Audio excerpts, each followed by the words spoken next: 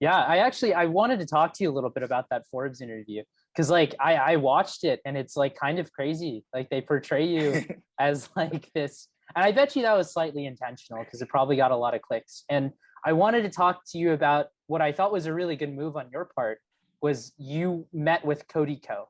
So for those of you who are watching, this guy YouTuber named Cody Co, who you probably know, made a video reacting to the interview that GT did, and he kind of roasted you. But I think what you did, which was really smart, was you like just said, "Hey, come hang out," and like you made that a lot better. And I think that that's like why I would call you more of an entrepreneur than a business person, because I think that like you take like these negative things and then you like just move forward in a positive way, which I think is the best. If you're gonna get memed Yeah. out, you might as well like Have fun with it. Yeah, be in on the joke. yeah, Well, that's my thing. And as you pointed out, I actually think that Forbes knew exactly what they were doing. yeah, It's just a shame that I wasn't aware at the time. I was a little bit of their puppet.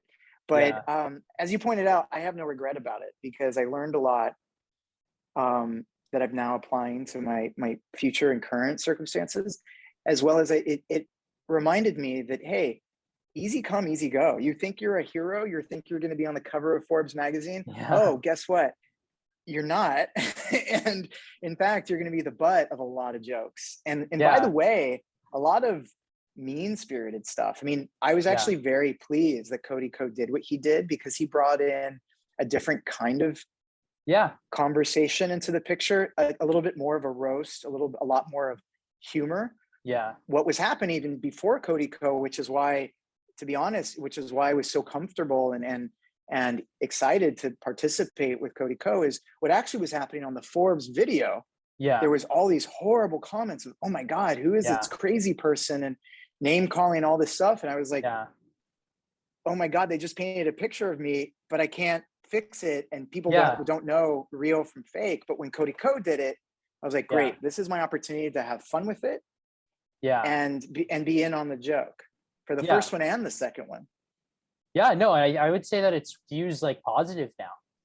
Like even if you go on the Forbes video and you look at the comments, which you probably shouldn't. Like I had to learn that the hard way. But like if Oh you yeah. do look at it, like it's skewed positive. Like people are like he's not like the dude who they portrayed there. So like that's a cool thing. Like I don't think I would have done that if I was, like I guess it's like it speaks to not retreating when things get tough, you know? Yes. And like yeah, And standing for what you believe in. yeah. I guess kind of just to end it, because we've like, covered a lot of interesting topics. There are two more questions I want to ask. And the first is related to just sincerity with the people who like consume your product. Do you think the majority of people when they drink kombucha, do you think that they're doing it for, because they view it the same way you do? Or do you think that they're doing it because it's part of this trend? And I guess it speaks to this overall conversation that we've had about, are you a, like being a, like, are you playing the, is it the game or is it like, are you converting people to kombucha? Well, it's interesting. If you had asked me this question 5 years ago, I would have given you a very different answer. Yeah. But what has happened in the space of kombucha and honestly, the greater health and wellness space is that almost being healthy has somewhat become a trend, Yeah. which is blows me away because being healthy is just like having air in your lungs. It's almost a necessity. Yeah. So, but with because of social media, of course, and because of other things where, as you said earlier, what I'm holding in my hand is part of who I am. Yeah. Some people want to project and portray a certain image, and Yeah. so they'll use synergy or another product for that, Yeah. and that's it. They don't have a sincere connection with it. So I can give you an example. What is framing this point of view is, if you asked, and we have asked, you take almost a poll of people who drink kombucha and say, basically ask them certain questions like, do you even know how kombucha is made Yeah. or where it comes from? You'll get a very underwhelming response. Yeah. And most people will say, probably 90% of people will say, no, I actually don't. And then you follow up with that question, like, well, then why do you drink kombucha? What is it that it contains that makes it healthy? You'll also get a very unclear answer. And then last but not least, you'll say, and what is the expectation of drinking kombucha? Now that you'll score better, because I think kombucha has done a good job of being associated with gut health. So I think almost everybody would answer gut health, but that's all they'll say. Yeah. And there's so much more to gut health, number one, and so much more to kombucha than just that.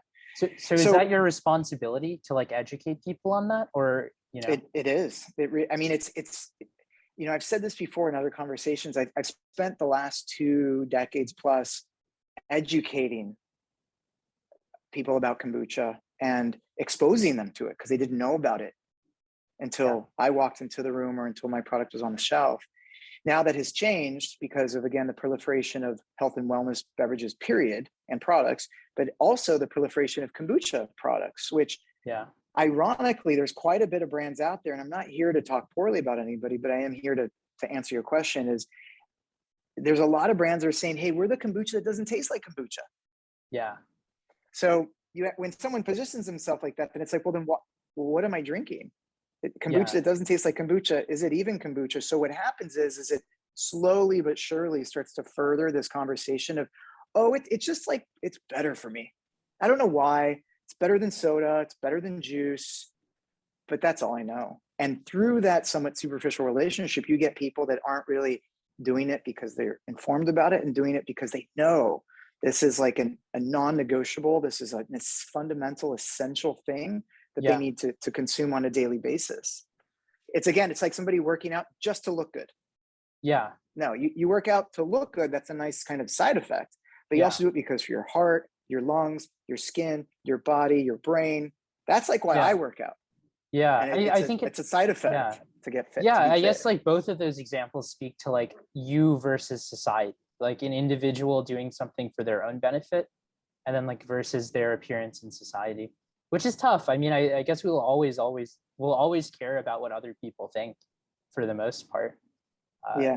So, you know, it's funny. I'm going to give you a quick story and you're welcome to cut this out, but I have a really good friend that works at Apple Computer, and Apple Computer is going through a similar dilemma where, you know, they created the iPhone and their devices to unlock creativity in people and further this creative consciousness and this creative energy and these creative expressions.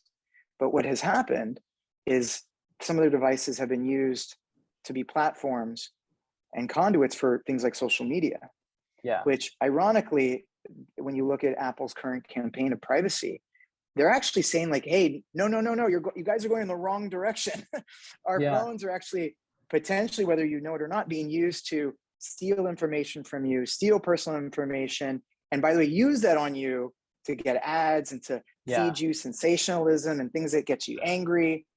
And so I think, you know, it's a timely comment to say this, is that there are many examples, iPhone and other things, that they started off with a certain intent, but through becoming popular and mainstream, they kind of lost their soul and lost their original purpose. And so through this conversation, you know, kombucha is no exception. I feel like that's the problem with every artist, right? Like every artist has like a love-hate relationship with success. Like I like Banksy is all about that, right? Like that's why he had that thing where like his painting like shredded after it was sold, because like he hated the idea that he was now a part of the culture that he like started out rebelling against. But it's a tricky path to navigate. I mean, did you want to rebel against culture with GT's kombucha? Well, yeah. I mean, and we have, and we continue to. I think it's just, it comes down to how do you do it in this very volatile space that we're in, that you use this word today, but if you use it again tomorrow, it all of a sudden means something else. So, you know, we continue to take this message or the stance of food is medicine. And again, that's not a statement that I've invented. A lot of people use it, but it's a critical statement because it really says something very specific, that food is intended to heal. It's not intended to just taste good or just give you that like sugar high. Or by the way, to make you look good when you take a picture with it. Yeah. Priority number one is to heal and be medicinal and all of that. And so at GTs, like, that is who we are. That is why we exist. And unfortunately, at times, that philosophy can be a little unpopular or not as mainstream, where people are going for what's trending and, you know, all of that, or what's viral. So we still want to participate in those conversations because we don't want to be talking to ourselves, because then we're not being successful. But at the same time, we don't want to lose our voice or lose our philosophy in exchange for getting likes. And well, to end on a new perspectives and new ideas, do you think GT's Synergy will ever accept Bitcoin or Dogecoin? Yes. And there's a reason for that. It's not just, again, my personal philosophy on crypto in general. It really is greater than that. I think every human being, every form of life, and that includes brands and companies, you have to be willing to evolve. Yeah. And you have to be willing to work outside of your comfort zone, because that's where growth, that's where knowledge and experience and lessons come from. So even as something as somewhat transactional, or literally transactional, as accepting crypto, is aligned with our philosophy, as we always want to continue to evolve, and accepting a different form of currency is certainly no exception. Dope, man. Well, thank you for coming on the show. No, thank you. It was lovely talking with you. I'm so glad we had this conversation, because, you know, honestly, it's not one that I get to have very often, about spirituality and kind of other type of higher consciousness topics. So again, thank you.